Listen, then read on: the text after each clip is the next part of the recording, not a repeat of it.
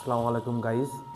আমরা কিন্তু আজকে আসছি এমন একটি পড়ে থাকা একটি কক্ষে বা একটি বাড়িতে, যেখানে আসলে রাতের বেলায় কেমন জানি আওয়াজ এই এলাকাবাসী শুনতে পায়।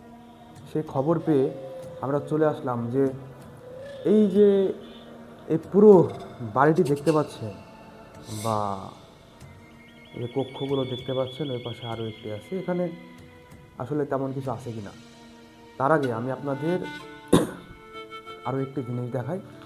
সেটি হচ্ছে এই যে এই দরজাটি অনেক অনেক বছর ধরে কিন্তু এভাবে লাগিয়ে দেওয়া।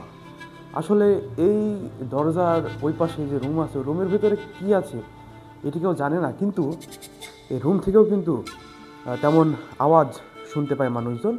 সেটি কিন্তু আমরা সেই খবরটি কিন্তু আমরা পেয়েছি।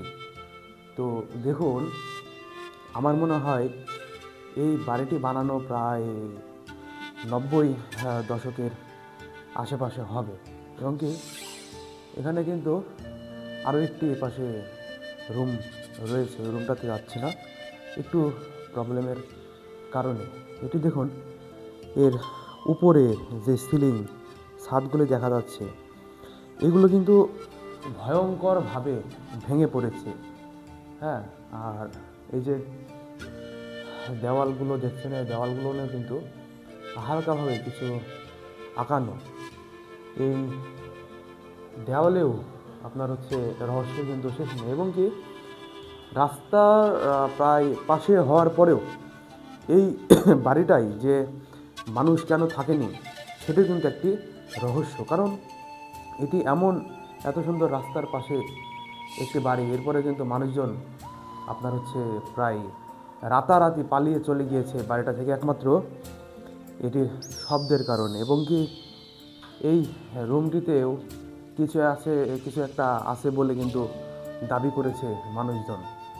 তো আমিও আসতাম না, সাহস করে চলে আসলাম।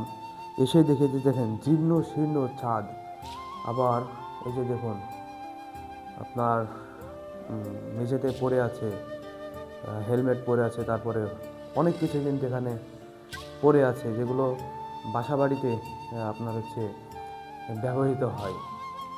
রাত্রের বেলা হলে এখানে আমি কখনোই আসতাম না, দিনের বেলা বিধায় বিকেলবেলা বিধায় আমি এখানে আসলাম, যেন কোনো ক্ষয়ক্ষতি আমার না হয়।